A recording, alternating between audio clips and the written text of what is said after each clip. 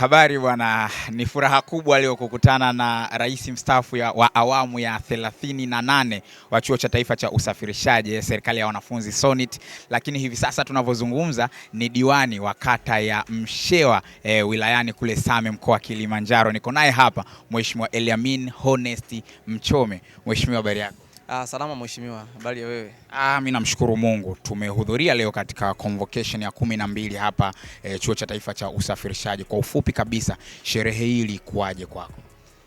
Kwa ufupi kabisa, sherehe hii ilikuwa ni njema kabisa. Kama ulivyoona, wanafunzi wengi wamehudhuria alumni pamoja na stakeholders wengi wamehudhuria hapa, lakini pia kikubwa zaidi kama jinsi ulivyoshuhudia, watu wote walioalikwa hapa wameweza kupata chakula kizuri, lakini pia kwa wale ambao ni best student wameweza kupata zawadi mbalimbali kutoka kwa stakeholder pamoja na internship, na wengine kupata ajira kabisa kutoka kwenye makampuni mbalimbali kama Superdol, Simba Logistics pamoja na taasisi nyingine ambazo zilikuwa zimealikwa katika convocation ya mwaka huu 2025.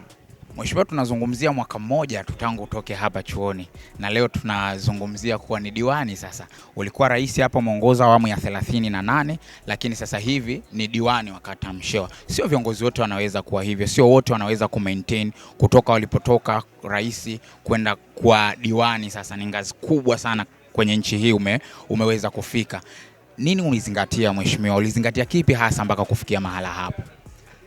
Nikushukuru sana mheshimiwa. Ni kweli mimi nimekuwa rais wa serikali ya wanafunzi SONIT katika Chuo cha Taifa cha Usafirishaji awamu ya 38. Kitu kikubwa kabisa ambacho nimeweza kukizingatia na kuweza kupata nafasi hii ya kuwa diwani wa kata ya Mshewa katika wilaya ya Same, mkoa wa Kilimanjaro, ni kwamba niliweza kutengeneza mahusiano mazuri na watu ambao nilikuwa nikiwaongoza katika Chuo cha Taifa cha Usafirishaji, ambapo kupitia hiyo pia katika uongozi wangu nimeweza kufanya mambo mengi katika chuo chetu cha Taifa cha Usafirishaji, ambapo hayo yote niliyo yafanya yameweza kunipa baraka na kunipa msukumo, kwa sababu ndoto yangu ni uongozi. Sasa kile nilichokifanya kwa nafasi ya urais wa wanafunzi kikani inspire mwaka huu kuweza kwenda kuomba ridhaa kwa wananchi wa kata ya Mshewa ili niweze kuwa diwani wao, na kweli nilivyofanya hivyo waliweza kuniamini kulingana na historia yangu ya kufanya vizuri katika urais wa wanafunzi katika Chuo cha Taifa cha Usafirishaji, na wao wakaniamini na kunichagua kwa kura nyingi na kwa imani kubwa. Kwa hiyo kitu kikubwa ambacho nimekizingatia ni kuweza kuwa na consistency ya ndoto yako au kitu ambacho unakipenda. Viongozi wengi wa serikali ya wanafunzi wanamaliza katika vyuo vyao, lakini hawaendelei kwa sababu ya kutokuwa na consistency au ya kutokupenda kufanya kile ambacho nakipenda. Sasa mimi ninapenda kufanya kile kitu ambacho ninakipenda. Ndio maana baada ya kumaliza hapo nikawa inspired tena mwaka huu wa uchaguzi kwenda kutia nia ili kuendeleza career yangu ya uongozi kwa ajili ya kuwatumikia watu. Kwa hiyo hicho ndio kimeni-inspire zaidi kuweza kuenda kuomba ridhaa na wananchi wakaniamini ili kuendelea kuwatumikia, sababu ndoto yangu ni kuwa kiongozi mkubwa katika nchi hii ili kuweza kuwatumikia wananchi wa Tanzania kwa weledi, kwa usawa, haki pamoja na demokrasia. Nimefuatilia story yako, bahati nzuri nimekuta ndo upo kwenye uongozi unamalizia. Ulianza kwa mbunge, baadaye ukaja kuwa rais. N18 kuna namna kama inatulea hivi.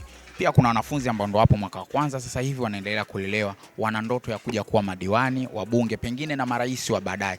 Labda kwako wewe sasa, kwa nafasi ambayo umefika, umeanza ubunge, ukapitia urais na sasa diwani, vijana hawa sasa ambao wanatamani kuwa Mchome wa kesho, pengine wanaweza kuzingatia nini na wao ili waweze kufikia hapo ambapo wewe uko sasa hivi?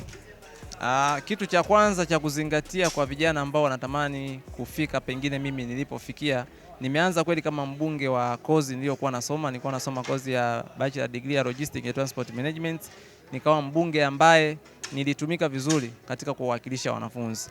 Kwa kitu cha kwanza naweza kusema kwamba watumikie watu kwa uaminifu kwa nafasi hizo ndogo wanazozipata, kwa sababu nafasi ndogo huinua nafasi kubwa. Tatizo kubwa la vijana wengi hawaamini nafasi ndogo, wanataka makubwa badala ya kuanza na kidogo. Kwa mimi nilianza na ubunge wa darasani nikiwa naongoza wanafunzi zaidi ya 700.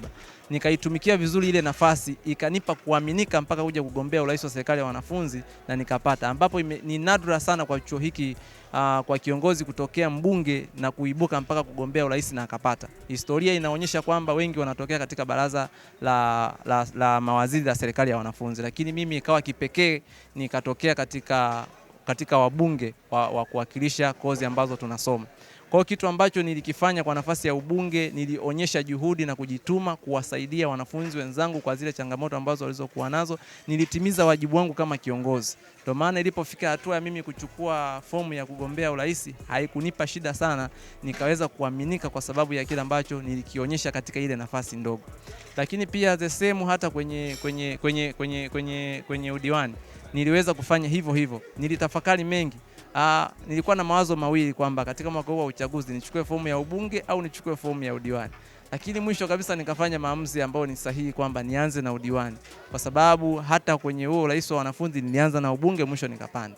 Kwa hiyo hata sasa hivi nina imani nikianza kwenye udiwani, Mungu atanisaidia, nitaweza kuonyesha yale makubwa katika nafasi hii ndogo kwa kuwatumikia wananchi kwa uaminifu ili waweze kuniamini tena kesho katika nafasi kubwa.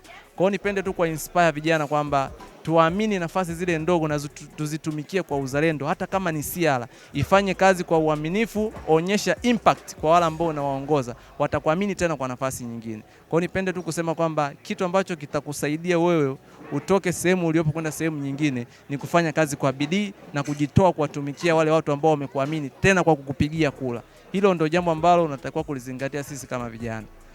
Mheshimiwa, mimi nikushukuru sana. Nafikiri watakuwa wanasikiliza interview hii watakuwa wanacha kujifunza kutoka kwako kulingana na levels ambazo umeanza tangu chini kwa mbunge, kwa rais na sasa ni diwani. Mimi nikushukuru sana kwa wakati wako. Nakushukuru sana mwandishi wa habari, na Mungu akubariki sana kwa interview hii. Ni mimi kijana wenu Eliamini Honest Mchome, diwani wa kata Mshewa na rais mstaafu wa serikali ya wanafunzi kutoka Chuo cha Taifa cha Usafirishaji. Karibuni katika kuijenga nchi yetu ya Tanzania. Asante. Tulikuwa na rais mstaafu wa Chuo cha Taifa cha Usafirishaji, Mheshimiwa Eliamini Honest Mchome, lakini tunavyozungumza hivi sasa ni diwani wa kata ya Mshewa huko mkoani Kilimanjaro, wilaya ya Same. Mimi naitwa Selemani na hii ni Students Connect. Tuna connect bwana. Until the next time. Thank you.